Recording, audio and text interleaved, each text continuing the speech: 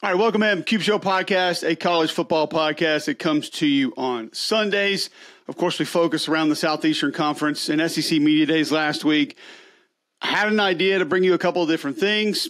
Technically, some of those things not able to work out. That's on me, and we're still trying to work some of those things out. So trying to get better, trying to do better, but each and every week we will attempt that. Technology, not my friend. So, the unheard interviews with Josh Payton and Andy Staples, for now, I've been asked to keep them that way. I'm not going to release who asked me to keep them that way and who did not want those to go public. But for now, apparently we're going to have to keep those private and maybe released at another day, depending on some things that happen. So sort of bear with us there. I want to go over just what we learned, what we thought, because I had a chance to really visit with some cool people, have some really neat conversations, some interesting tidbits. Did we get anything earth-shattering out of SEC Media Days? No, not really. There's definitely some things I think if you dive into and look at the details, it may change your opinion about a certain team or two, just a little bit. And then just some really impressive young men that I want to share a little bit that I got with them and that we talked about. I will say this, did not get to visit with a coach and a player from every single team, so we're not intentionally leaving anybody out. I'm just going to go through who I spoke to and who I had personal conversations with, and then just kind of my perception about a certain people. So we're not trying to spend more or less time on anybody intentionally. It's just kind of what we got that we want to share with you. So we'll dive in sort of team by team, what we took away from SEC Media Days. I did think there were a few narratives that were sort of created throughout the course of the week. We'll give our opinion on those and talk to you about it there. Thanks, everybody, for tuning in each and every week. We always appreciate it. Did a lot of great interviews with a lot of cool people. That SEC podcast, we joined, Mike and those guys, obviously talked to the War Report. We talked to them a lot. A lot of different radio stations had us on. It was really cool. And we appreciate all the discussion about this podcast and what we're trying to do. Because like I said, we're trying to build this up each and every week. Season right around the corner. Excited about a few more things we might have to announce for you here in the next, week or two. At Cube Show 61 on YouTube. Please subscribe. We are inching our way up to being a podcast that literally has no one listening to like 2 or 3 people listening. So thank you for that, or at least watching on YouTube. Apple Podcasts, Spotify, you can go like and subscribe there. Thank you so much. Obviously appreciate it. At Cube Show, Instagram and Twitter, you can follow along. Always brought to you by our friends at Wickles Pickles. You guys know that. Wickedly delicious. Grab them in your local grocery store. We keep a jar on handy. We snack on them. The kids love them. Put them on a lot of different things. Put them on burgers the other night, and they were spectacular. Wickles.com, if you cannot find them in your grocery store, they'll drop ship them to you. And who doesn't want that? Wickles Pickles, wickedly delicious. Appreciate them sponsoring this podcast. All right, let's run through some of the teams, some of the things that we learned. Alabama. Got to visit with all 3 players that came from Alabama and was really impressed with all 3. Kool-Aid McKinstry wins the bling game of the week. Spencer Rattler probably a close second with the snake bling, but the Kool-Aid man busting through the wall, that's tough to beat. So props to Kool-Aid for winning that one over. Talked to him and Dallas Turner just about Kevin Steele coming in. Both said that some of the things are a little easier to understand. Here's one thing we're going to talk about with a lot of different guys. Verbiage, not going to change. Also talked to J.C. Latham about that from Alabama. We knew that with Alabama, though. We've told you that multiple times, that you come in and learn Nick Saban's offense, the verbiage doesn't change. What the plays are called stays the same. It goes back to the Buckner sort of back and forth of, is it an advantage to be with Tommy Rees? Is it not? Because the other guys already know what the offense is going to be called, all the checks, plays, protections, so on and so forth. J.T. Latham, physically impressive, by the way. His chain had a TK on it. And we were trying to figure it out, weren't really sure. And I was like, So we asked Dallas Turner about it. First off, Dallas, pretty cool. He's like, man, I told him about the sunglasses in here. We need to lose those. We're not about that. That's not what we're about. I thought Dallas brought a little extra leadership and intensity to media days and said that that's sort of been the overall change shift in the locker room, that more guys are taking a leadership role. And it really does make sense when you think about it. Because Greg McElroy, we were on Mac and Cube in the morning on Jocks, when we asked him this question, he said, did you guys feel a little bit last year like, okay, it was Bryce Young, it was Will Anderson, and they kind of did their thing. And they're like, no doubt, those guys were superheroes. So I think subconsciously there was probably a part of that team that followed them, waited on them. I have another different hypothesis that I think NIL actually plays into that a little bit because you start hearing not only seeing how well they're playing, hearing about them being first-round draft picks, number one overall draft picks, but then it's like, well, this guy got a deal for $1 million. This guy got a deal for $500,000. He's got 2 clothing deals. He's got this deal over here. He's on a Dr. Pepper commercial. I think subconsciously for a 19, 20, 21-year-old, that just forces you to a lot of times maybe take another step back. And there's nothing wrong with it. I'm not pointing fingers. I'm not saying it's anybody's fault. It's the world we live in now. But I could very easily see certain guys kind of not even knowing they're doing it, but just saying, oh, okay, like he's the quarterback. He's the star of the defense. He's got all these deals. He's going here in the draft, and not asserting themselves in every way possible because of what that individual is and means to the locker room and the team on the field. I just think it's something that could have been very real last year. And the more people we talk to, they say that's very different with this year's football team. But both guys said Steele's been great. They said it's a little easier to grasp the way that he's coaching some things. Probably not as complicated because Pete was pretty complicated. And then offensively, same thing with J.C. Latham. We know that nothing's going to change. But that chain, we had to ask Dallas Turner about it. He goes like, oh, that's Trench King. So the TK for J.C. Latham on the chain, Trench King. And he went further to discuss that physicality, being able to impose their will. Is that something that the Alabama offensive line wants to get back to? Something they're going to get back to. I love it. Listen, you guys know me. I live in the trenches, and I want to see it. I want to see it from every team. I love seeing offensive lines dominate. I love seeing guys finish. I love seeing double teams push 2-3 yards off the ball. It's like it gets me going. But you don't just talk about that and then become that. That's not the way it works. So I'll be interested to see once they get practice going and then once they ease into the season, if that's really there. It could be a major benefit because the main part, and I asked JC about this, I said, can you already see one of the bigger differences be Tommy Rees is going to call a run play? And then you guys get to go out there and you know you're about to move somebody's ass off the ball. And he said, absolutely no doubt.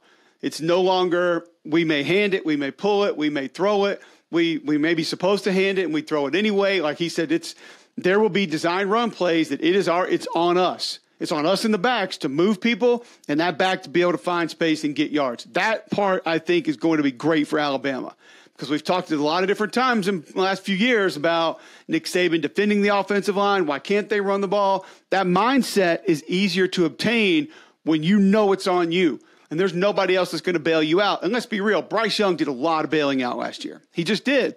The maneuvering in the pocket, the off-platform throws, changing the arm angles, all of those things at certain points in time aided either lack of protection or getting out of a run and spitting the ball out real quick. So I think more onus will be on this offensive line to go out there and dominate if that offense is going to be successful. Also love Saban's cake analogy that he made.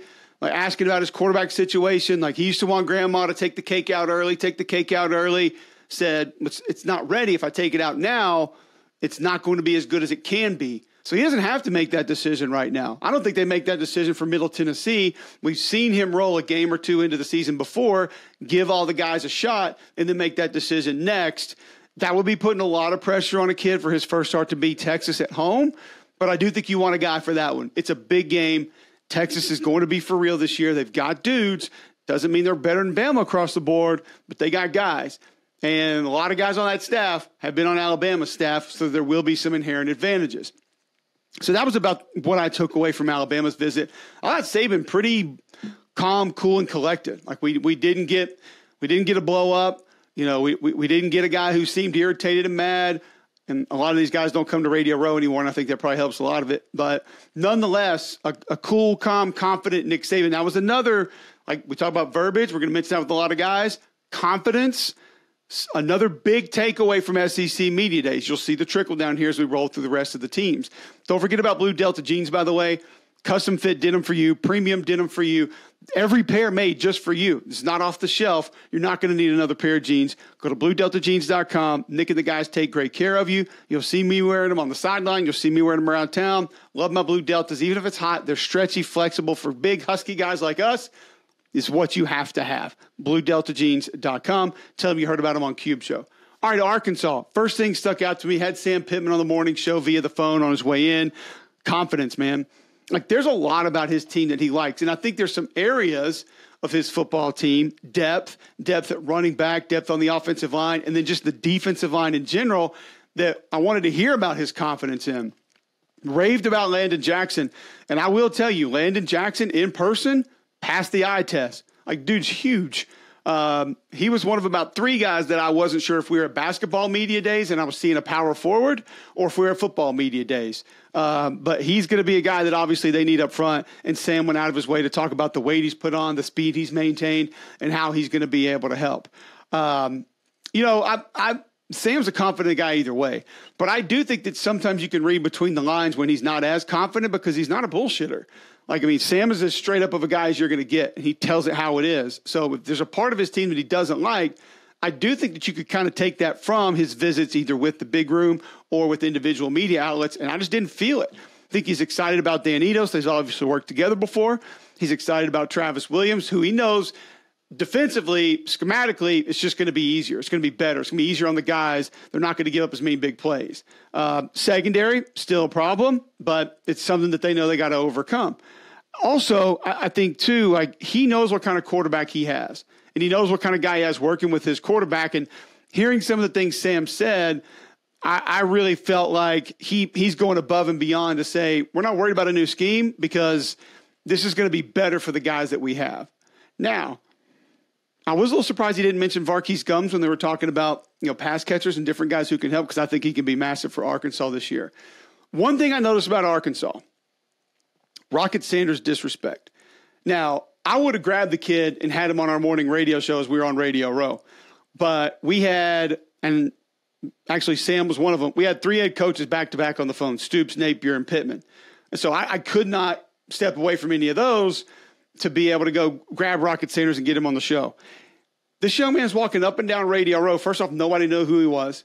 And second off, I think when a couple people did figure out who he was, there were multiple tables that could have grabbed him and sat him down and had a conversation. This is a top 5 running back in college football. I think he's the second best running back in the SEC, and he's right there knocking on the door as the best running back in the SEC. I just couldn't believe that there were not more people that wanted to talk to him, get him on camera, get him in front of a microphone, sit him down at their table. And I understand a lot of folks just didn't know it was him. But, he's going up and down Radio Row with some of the SID and the media team from Arkansas, and it's like nobody's going out of their way to get him. That was a part that I found very surprising from SEC media days. But I think there are a lot of positives that you felt from Sam Pittman and what he had to say about his team. From an Auburn perspective, I got a chance to sit down one-on-one with Coach Freeze before he started to make the rounds. And I'll just say this first and foremost about Hugh. There are always the people who are still asking questions about his time at Ole Miss and some of his mistakes. I got to say that I don't understand it, first and foremost. You guys know some of the personal mistakes that I've had in my life. When I go sit down with Michael Bratton, he's not bringing that up. I go sit down on Richard Cross's radio show, he's not bringing that up. Why is that still a talking point? I feel like it's lazy. I feel like it's low-hanging fruit. It's attempted clickbait because it's in no way relevant to what's happening right now, but it's just looking for a reaction that could help you personally. And I'm going to be honest with you. I think it's bullshit, to be frank. I don't know how else to say it, but I don't know how it fits into anything that's happening. Now, if you want to ask him about how some of the ways he's become who he is today, because the more I'm around him, the more I am buying into he is a very changed individual. I think the humility is very real. And I'll tell you a story about that. When I was doing Sirius XM, Jacob Hester and I had a chance to talk to Hugh. Coach Neuheisel was sitting in there with us. And he mentioned something about play calling. And I asked him, I said, well, how different would it have been to vary play calling when you were the play caller? Because we wanted to ask him about giving it up and obviously understanding what the job takes and what it's going to command. And you can't just go out there and call plays and manage today's college football team in the Southeastern Conference. He's like, guys, I'll be honest with you. He said there were times when the run game wasn't going, and I'd hit Matt Luke on the headset and say, Matt, you need to call the next series, man. I don't have it. Or he'd hit Ken Austin and say, Kent, I'm ice cold, man. Can take the next series or two, see if you can dig us out of this. And he said, and then maybe I would take it back. Maybe I wouldn't. Maybe he'd finish it. Maybe he'd finish the half. Maybe they would finish, the next 2 series, whatever that was. He said, but there was never any back and forth, and never any finger pointing or animosity. And I kind of stopped him. I said, Coach, Do you have any idea how different that is from the narrative that is floating around media days? And we all know that Petrino, Jimbo, play calling was one of the narratives, like one of the narrative clouds that was floating over SEC media days the entire week. Now, we're going to talk about it in a little bit and kind of how and why that happened and why maybe it wasn't put to rest. But still, to hear him say, no, like if I need to take it from Philip and like he wants me to call it for a series, I'll do it. But I'm not going to think that it's mine the rest of the way. And we've seen it at other times. Obviously, everybody thinks about Malzahn and Lashley and that back and forth, or Chip Lindsey and Malzahn. There have been some other times like that. I'll tell you right now, there's a coach in the league right now who, when it's good, it's his. When it's not, it's the coordinators. And it's been like that at other schools. So there are certain times that certain people want it and don't want it. But to hear Hugh talk about it's not a big deal, they're going to be fine with it, and he's traded it off before, I thought it was very mature and almost refreshing to hear that the egos don't always get in the way like we think they do with just everybody out there. I thought it was also interesting when Hugh talked about taking this job. He told us that he called about 5 or 6 of his best friends in coaching, and they all told him not to take it. And not because it was Auburn, or not because it was the SEC, or not because you play Kirby and Nick every year, but because they knew he was playing golf 3 days a week at Liberty in season. Like that was how different that job is.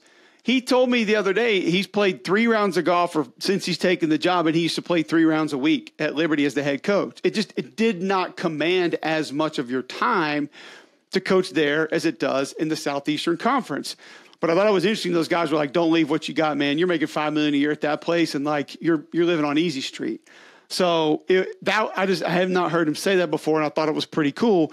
He also talked about not calling it, that he needed someone who ran the same offense but called it a different way. So here we go. The opposite of what we talked with Alabama on both sides of the ball, the opposite of what we're going to talk about with Florida, of what we're going to talk about with Georgia and a couple of these other teams, where Hugh wants the verbiage on offense to be different. Now, it was going to be different for the Auburn players no matter what, except for, Dylan Wade and those guys that were at Tulsa.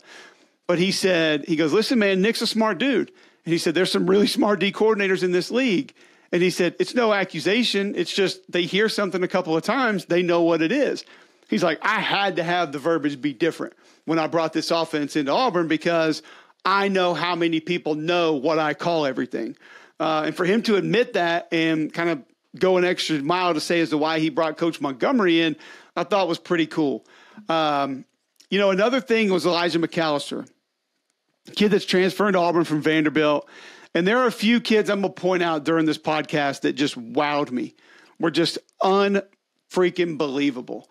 And Elijah McAllister was one of them. First off, I was telling Jacob Pester, who I was doing SiriusXM with, I was like, when this kid walks in, you're going to think we're at basketball media days. And sure enough, like he walked in and Jacob's like, "Well, you weren't lying. Like this looks like a power forward." He told me he's got a 7-foot wingspan. And he's put together well. Like I still will say I think he's more of the first and second down edge guy. It doesn't mean he won't be able to rush the passer at all. I think Jalen McLeod gets most of that, though. But you're talking about removing passing lanes. Coach Mason was talking about Derek Mason, the former Vandy head coach who recruited him. He's like, imagine taking him, sliding him down inside on obvious pass downs. You get that big wingspan to remove passing lanes. And I'm not making a comp, but it was like one of the things about Javon Kinlaw that was so great for Carolina when he played there at D tackle. Like he had that giant wingspan and those big hands, and he got his hands up after getting a little bit of a push. Like all the quick game people are running, you have a chance to remove some of those windows. That's really valuable. Like Muschamp told me a couple of years ago, he's like, "Cole, we're to a point now where middle pass rush, like denting the pocket, is almost as valuable as the guy ripping off the edge because the quick game is so prominent. Slants, crossers, like even backs out of the backfield, like the arrow route, angle route, like those things are so popular now that a lot of quarterbacks, they don't know how to react to it. And you can affect the passing game more by doing that more often than you can getting a rush off the edge more often. Because especially with some of these quarterbacks with mobility, boom, they go north and south. Like it's lights out O'Reilly. So McAllister, though, just why he and Hugh Freeze, he had not met Hugh Freeze before he went in the portal. And now he's sitting there representing Auburn at media days. Just kind of shows you the relationship they have right there, the trust that Coach Freeze has in Elijah. But you talk about an impressive young man, somebody that if you're an Auburn graduate should be happy he's wearing that uniform. Elijah McAllister is that guy. And you know what? If you're a Vandy fan, you should be excited that he played for your university too, because he's just that impressive of an individual. Excited to watch what he can do this fall. From a Florida perspective, I got a chance to sit down with Billy. I talked to him on the phone on my morning show, sat down with him on Sirius. Billy feels good about where the offense is, man. And I know a lot of you people don't like to hear that, and you think it's bogus, and but he talked a lot about the system year 1 to year 2, and he knows that I played for Coach Mazzoni, who ran a lot of the same things schematically. And he's like, you tell me year 2 how much easier it was. And it was. And, we talked to Kingsley Egwukin, the center for Florida, and he's like, we just don't have to talk about some of the blocking stuff as much. Like, we don't have to, there's not as many reminders about, hey, stay with me here, or hey, don't forget to climb, or watch him over the top. He said it's all secondhand nature. It's like I've tried to describe before. Like, usually that spring going into year 2 is when that light comes on and you get it and it hits. I asked him about Mertz, and I said, Coach, I feel like you can't win because the quarterback, has some things out of his control in the spring game. And if you don't come out and throw your guy under the bus and say you're going to get another guy in the portal, everybody's mad at you. If you come out and say you love your guy after what was perceived to be a poor performance, you look like you're an idiot and you don't know what you're doing. And he just laughed. He said, you're exactly right. He said, but here's the thing. Most of what we cared about what Graham did in that game was a QBR of whatever. The podcast is at McElroy and Kubelik in the morning, Apple Podcast, Spotify, Jocks FM. You can go get it. But he told us that's winning football for us. I don't know if it was 114 or 142. I cannot remember the number he gave me. But he said he played winning football. It's just you had drops. You had balls that were bad at the line of scrimmage, but the read was correct. And then the pressures weren't picked up. Now, you had some offensive linemen out, and maybe that wasn't supposed to happen. So, it backed up a little bit of what I've told you guys, that I didn't really hate Mertz coming out of that spring game, because a couple of things I needed to see, like accuracy on the run, getting the ball out on time, certain things, testing the middle of the field. I saw those things, so I felt pretty good about it. Now, you still are dealing with a guy, 38 touchdowns with 26 interceptions. So the mistakes are got to be cut down no matter what. Talk to Jason Marshall. He talked about playing for Austin Armstrong. Billy told us about Austin, having worked with him before. He's been at Georgia. He was with him in Louisiana. He's like, listen, there are a lot of reasons we want to bring this guy in. But the aggressiveness is what Jason Marshall talked about, said that they're excited about that. And then Billy told us, too, another thing that's pretty cool about Austin is our defensive verbiage won't have to change. So he's like, there may be a couple new things that he runs we didn't run last year, like corner cat. We were joking with Jason Marshall about that, like how many corner cats he ran in the spring game. And I'm like, man, that dude loves a corner cat. Like, he's going to run 9 a game. Corner blitz, basically. But he said the verbiage not changing is going to be huge for our guys to continue to progress mentally. So, I talked to Ricky Pearsall, Kingsley, super impressive guy. Ricky Pearsall, super impressive guy. Said he's the fastest player on the team. Said he had a chance to leave, but he wanted to come back because of the other guys in that locker room, and they had more things to prove. And sometimes you just hear cool stories, like Ricky was talking about. I was talking about the new facility and how nice it is, and their lockers are. He goes, man, that thing's so nice. I slept in that place the first 2 nights I was here. His living situation had not exactly worked out when he came over from Arizona, and he was like, I just slept in my locker. He's like, somebody else, I can't remember who he told us it was. They had just gotten there. He's like, we just slept in the locker, man. We folded that thing all the way out and slept on it. That's to give you an idea. Florida and LSU's are very similar. That's how nice these locker rooms are these kids have today. But he was another just really impressive young man as to how diligent he is, how he wants to work, and things he wants to accomplish this upcoming season. Not taking anything away from anybody else, but maybe the most impressive individual I dealt with was Cedric Van Pram from Georgia. Just wow. And I already knew I loved the kid. I knew that he was one of my favorite players in the league. And it's now he's almost moving into Trey Smith category where I want to kind of adopt him. But he sits back and tells us, this is Georgia center if you didn't know, how he has taken this offseason to really focus on his footwork, his hand placement, his technique, and his fundamentals, little things like that. This kid's a 3-year starter. And he just said, it's an area that I need to improve. Coach Charles and I sat down, we looked at film, we talked about it, and he said, so I put more of an emphasis on the details of my technique and fundamentals. You realize the maturity it takes for a college football player to, 1, see that, 2, recognize it, 3, go out of their way to try to repair it, and talk to other people about the fact that they want to try to repair it, because you're essentially admitting that you have let yourself down in that way for however many years. He also told us verbiage won't change in the offense. So that's one thing with Mike Bobo you're not going to have to worry about. That'll make the ease of them shifting to him, pretty simple and not be an issue at all. We asked him about the versatility of it, and he was like, I don't know why it would be any different. I really don't. He's like, it feels like we're running the exact same offense. So for the folks that are doubting it, that's a Georgia player that's sitting there telling you, what are we going to – it's going to be exactly what we ran last year. So maybe it won't be so different. But I'll say this, like I came away from it. We all have a couple question marks about quarterback. We think it's going to be Carson Beck. We don't really know. I would put a lot of my concerns at rest about quarterback if I were you, because I know I got that dude in front of him. I'm just telling you, that's how impressive Cedric was. He said he's down to 305. He played like just over 310 last year, like 312, 315. So he's like cut some body fat. He's leaned up a little bit. He doesn't look 305. Like he's a big dude, but there were some times a couple years ago when he looked like a little sloppy. Not too carried away, but like a little bit. And he looks a lot leaner now. Like he's taken that serious in the offseason, and I think it'll make him a little bit of a different player, that and the technical side that he's focusing on. We talked a lot about Bowers. I hate player comps, man. I really do. But it's an interesting discussion with Brock because I asked the question to some guys I was working with, like, is there a comp? Does this kid have a comp? Because I'm leaning more towards no. Like Aaron Hernandez as a player would be maybe the only thing I can think of because, he took those shovel passes and could run, like a slot receiver running back sometimes. But I think Bowers is even more versatile. I think he's a better blocker. I think he's more interested in blocking. Speed probably about the same, but if he gets legitimate reps, even not legitimate, like some reps at tailback, and they move him even more, and he does more things from this team, will he have a comp? I wonder why we shy away from talking about him as the best college football player right now in America. Like, why are people afraid to have that conversation? And best tight end, sure. Maybe best offensive weapon, maybe. He should be in a very short list discussion of best college football players right now. That's it. Game, set, match. Nothing else to talk about. You don't need to add an asterisk to it. You don't need to parentheses that thing. He might be the best player in America.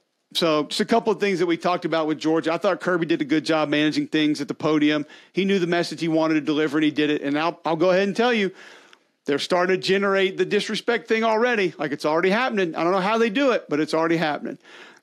Really fun conversations with some Kentucky guys. I talked to Stoops a couple times, got to spend some time with him, had a really interesting conversation about Devin Leary. I kind of asked him, like, you realize nobody around here really seems to know how good your quarterback is.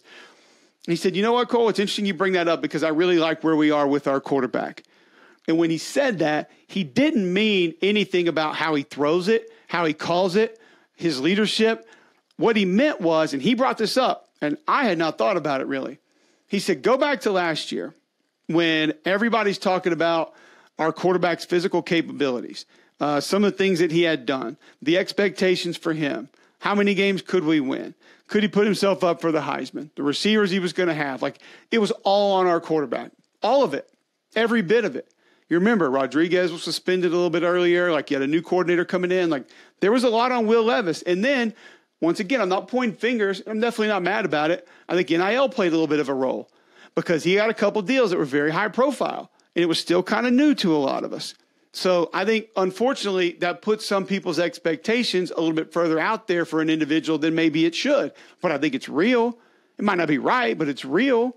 Maybe it shouldn't happen, but it does. So for him to say, hey, we're kind of flying under the radar here with our quarterback, I thought was a pretty interesting point because Devin Leary was a top 5 quarterback in the country 2 years ago. And talking to some of the guys about Ray Davis coming in, like everything leads you to believe exactly what we think it's going to be. And then, like I talked to Eli Cox, very impressive young man, like very well put together, buttoned up, understands it, gets it. And he knows they got to be different.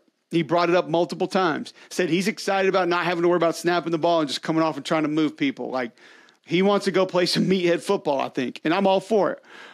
He told us about the tight ends, and he's like, listen, we got 3 different type tight ends that are going to help us. He's got Cummings, who's more your athletic receiver. You got Caddis, who like wants to go out there and grind it out, really good blocker, and then Dingle, who's maybe your like right in between guy, a little bit more old school tight end. Those kids are going to help this football team because I know for a fact Liam Cohen's going to want to use them. Talked to Octavius Oxendine just about that defensive line, sort of bringing some nasty. And J.J. Weaver told us, both those guys, Oxendine and Weaver, both told us that Marcus Cox was a handful in the spring. Tackle from Northern Illinois. He's got to be a plug-and-go guy. He's got to play good football for Kentucky if they're going to have a chance to have a really good year.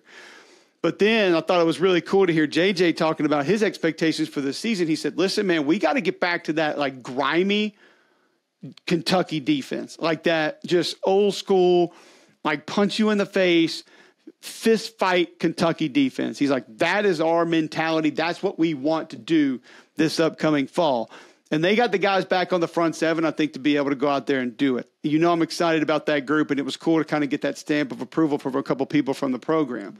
I didn't get to talk to Brian Kelly, and I didn't spend a ton of time talking to the guys from LSU, but I will say this.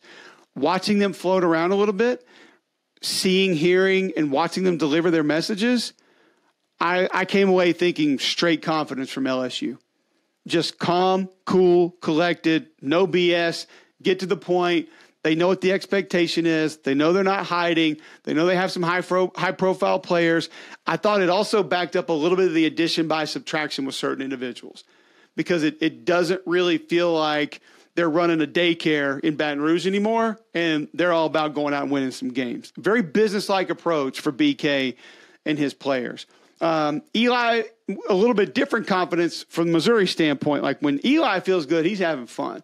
Like he's joking and he's doing different things that are fun.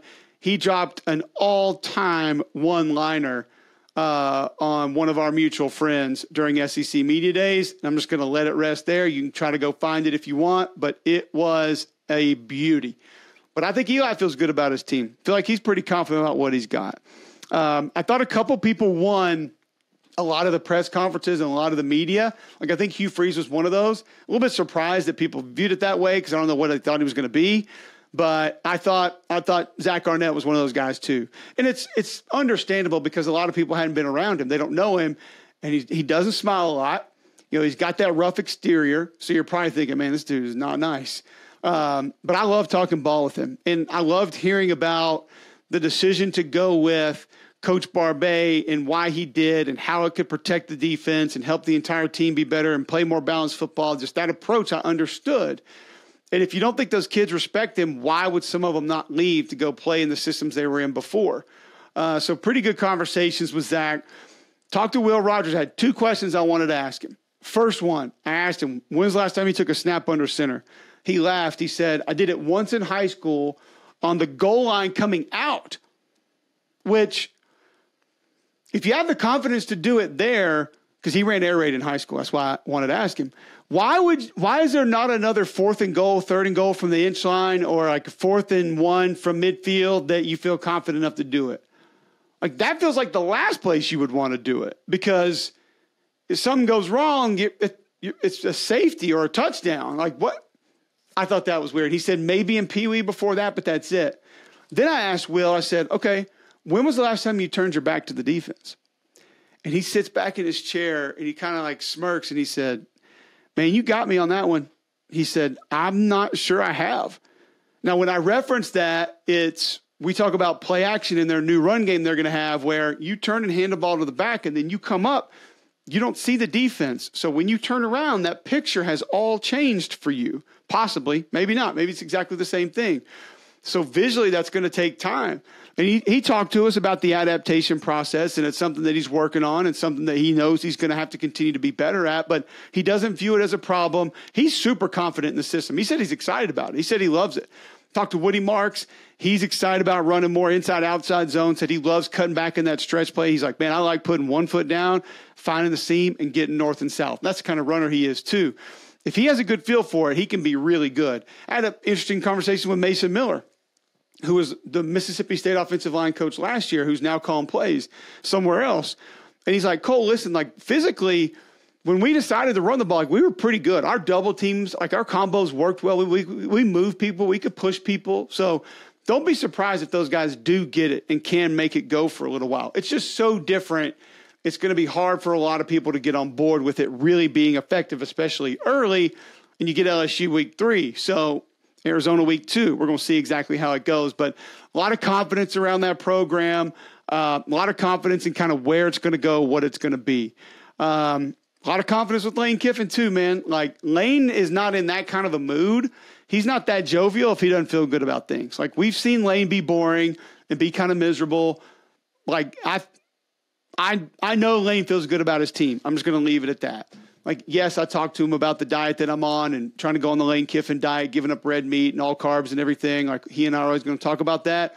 But talked about his team a little bit, and he feels good. He likes his squad, likes his group. And why not? There's lots to like about it. There's a lot of new, but hell, he's been dealing with a lot of new. Like, that's kind of been his norm now. Like, he knows how to manage that, how to deal with that. I think there are a lot of people that Lane made a lot of noise for Ole Miss, and then it got a lot of – this is kind of what I noticed from the media. It got a lot of people talking more about Ole Miss, and then maybe paying more attention, or maybe they went and talked to people who actually know the players that they're getting in. And then all of a sudden, like, this confidence in Ole Miss starts to rise a little bit. Like, there were more and more people towards the end of the week that were like, man, I'm starting to like Ole Miss a little bit. Like, I'm starting to think Ole Miss might be able to do something. So, but I thought Lane, I mean, he dropped some all-timers, man. Like, the kid that said he looked like him, asked him his mom's name. The booster question from Kirk Bowles. God bless Kirk. I mean, he was on a roll, man. And, like, when Lane is feeling good like that, he's pretty confident in what's happening. So, I'd feel good about it if I was an Ole Miss fan coming out of that. Spencer Rattler, feeling pretty good about the new offense. Things going to be a little simpler, a little easier for him. He shared some of that. I thought Beamer was exceptional, but that's him. That's just kind of who he is. I was doing a stand-up interview with the local TV station, and I get this giant, like, smack on my ass, like one of those pregame smacks, and I turn around and there's Beamer walking by. So I'm like, okay, he's feeling pretty good about things. Saw him and Justin King rolling through there. So, there's a lot to like about Carolina. Now, he did bring his punter, but, like, his punter is like pretty good player, I guess. Like, he's up there touting him as the best punter in the nation. Here's the thing. Hell, I don't know. Like, is he the best punter in the nation? Maybe. He could be. Like, I have no idea. So possibly could be the best punter in the nation, which brings me to, like, the all SEC teams. We'll get to that here in just a minute. All right, so South Carolina, things going well. Like the new coaches, new offense. Shane's excited. Punter's good, I guess. I don't know. I'll say this. I voted for him just because they brought him. Whatever. Tennessee, some really cool stuff from Tennessee. I spent a lot of time with Joe Milton. I had to clarify this. I said, it was told to me by Jordan Rodgers at the spring game, you told him you have thrown a ball in the 90s. Like, we can't joke about this. Has it happened? He confirmed it has happened, but he was not going to give me the exact number. So Joe Milton has thrown a football over 90 yards. I told him I didn't care if it's wind aided, man. Like, I really don't give a damn. Like, I don't. Like, I don't care. If it was wind aided, great. Like, who cares?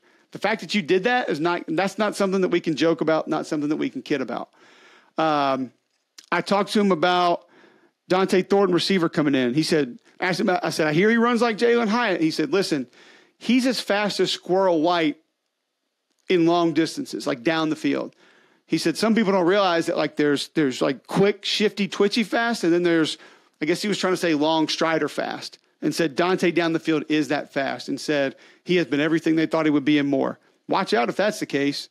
If that receiving core could be maybe better than last year, is that possible? Asked him and Jacob Warren about Peely at linebacker. Both said immediately leadership, a guy who, like, came in, took it serious, all the workouts, all the extra stuff around the facility, and they think he's going to be a playmaker. Asked Joe about some more inside run. He said possibly. Had a chance to visit with Heupel, and he said, Joe's done everything we've asked him to do this offseason.